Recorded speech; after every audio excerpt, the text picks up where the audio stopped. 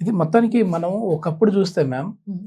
50+ లో కూడా మనం ఇంట్రడక్షన్ లో అవును. చెప్పుకున్నట్టు హ్మ్. 50+ లో కూడా ఇంకా 50 కాదు బామ్మగారి వయసు వచ్చినా హ్మ్. సరే కన్సీవ్ అయ్యేవాళ్ళు, అవును. ప్రెగ్నెన్సీ నిలబడేది. హ్మ్. కానీ ఇప్పుడు చూస్తే మనకి హ్మ్. ఒక 38-40 ఏళ్ళకే మెనోపాజ్ వచ్చేసేస్తుంది, అంటే అవును. పీరియడ్స్ ఆగిపోతా ఉన్నాయి. ఇది ఇంత ఎర్లీగా రావడము, అంటే ఇంత ఎర్లీగా ప్యూబర్టీ దశ రావడము, ఇంత ఎర్లీగా మెనోపాజ్ రావడము రీజన్ ఏమై ఉండొచ్చు? మళ్ళీ దీనికి కారణం లైఫ్ స్టైలేనా? మెయిన్ గా లైఫ్ స్టైల్ ఓకే. మారటమే Yes, main yes, yes. Reason అవుతాయి కనుక. Mm, బికాస్ ఇప్పుడు కంపేర్ టు ఎర్లియర్ మనం మీ బామ్మలు అమ్మమ్మలు కంపేర్ చేస్తే మటుకు ఇప్పుడు చాలా మంది లేడీస్ వర్కింగ్.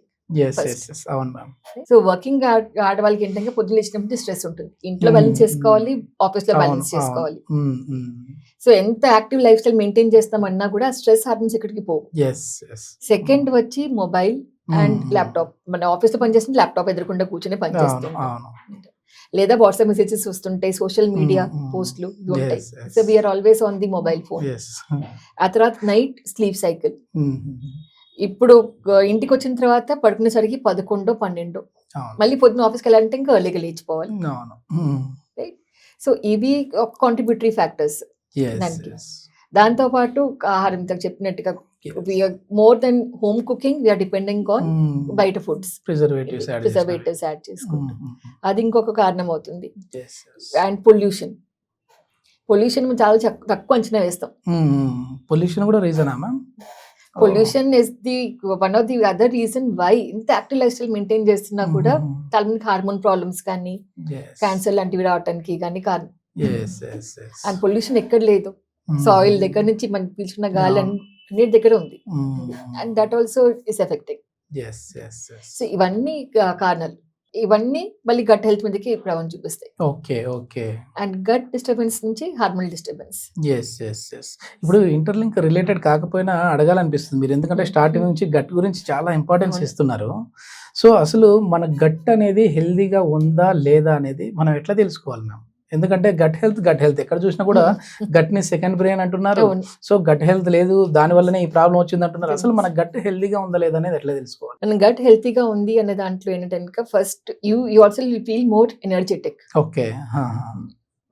పొద్దున్న లేచినప్పటి నుంచి ఎనర్జీ లెవెల్స్ ఉంటాయి, మూడ్ స్వింగ్స్, చికాకులు ఉండవు. తర్వాత కళ్ళు ఉబ్బరంగా అనిపించటం కానీ, ఛాతిలో మంట ఉండటం కానీ, ఎటువంటి అవసరాలు రావట్లేదు, మలబద్ధకం లాంటిది కానీ, తిన్న వెంటనే వెళ్ళాల్సి రావటం కానీ అటువంటి అవసరాలు రావట్లేదు. And your sleep cycle is properly maintain, అంటే 8 hours నిద్ర సరిగ్గా పడుతున్నది, కల్తీ నిద్ర లేకుండా లేదు. ఇవన్నీ కూడా గట్ హెల్త్ కి సంకేతాలు. సో ఆకలి టైంకి వేయటం, తప్పిక టైం అనిపించటము, అండ్ తిన్న తర్వాత కడుపు నిండా సిగ్నల్ వెళ్ళటము, ఇవన్నీ గట్ హెల్త్ కి సంకేతాలు.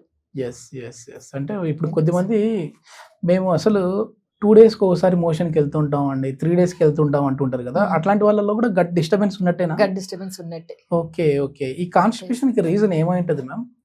కాన్స్టిపేషన్ కి రీజన్స్ చాలా ఉంటాయి. ఫస్ట్ వాళ్ళు తినే ఆహారం, ఫైబర్ తక్కువ తింటున్నారు అనుకోండి, ఫిజికల్ కాసెస్ చూద్దాం. ఓకే.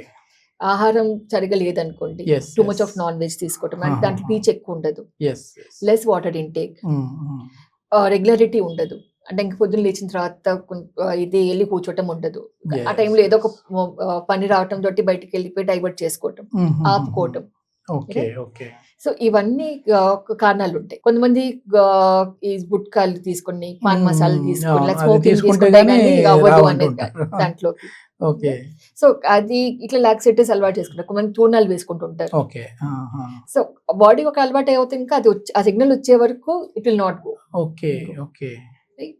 లేకపోతే ఇంకా ఎక్కువ మైదా పిండి బేస్డ్ ప్రొడక్ట్స్ తీసుకోవటం. సో ఇవన్నీ కూడా మీ యొక్క పేగు కదలికల దగ్గరికి స్లో డౌన్ చేస్తూ ఉంటుంది, can lead to constipation. And కొంతమంది ఎక్స్ట్రీమ్ ఓవర్ ఫైబర్ తీసుకుంటారు, అంటే ఎక్కువ పీచ్ పదార్థాలు తీసుకుంటారు. పీచ్ ఎక్కువైనా కూడా గ్యాసే పోసుకుంటుంది, కానీ మోషన్ సాఫ్ రాదు, బికాస్ బల్క్ ఎక్కువ అయ్యేసరికి బాడీకి తగినంత ఇవ్వాలి, ఏది ఎంత కావాలో అంతే ఇవ్వాలి, ఏది మోడరేట్ ఏదైనా కూడా. అంతేగాని ఏది అతిగా వెళ్ళకూడదు, అట్లానే బాగా తక్కువలోకి వెళ్ళకూడదు. సో మీలో ఈ లక్షణాలు ఏమన్నా కనపడ్డాయి, మాకు కూడా ఇట్లాంటి ప్రాబ్లమ్స్ ఉన్నాయి అని అంటే మాత్రం హోమియోపతిలో ది బెస్ట్ ట్రీట్మెంట్ ఉందని చెప్పేసి అంటున్నారు. సో మీరు కూడా డాక్టర్ కేర్ హోమియోపతిలో ట్రీట్మెంట్ తీసుకోవాలంటే కింద స్క్రోల్ అయ్యే నెంబర్కి కాల్ చేసేసి అపాయింట్మెంట్ ద్వారా మీరు డాక్టర్స్ని అయితే కన్సల్ట్ అవ్వచ్చు. Thank you ma'am. Thank you.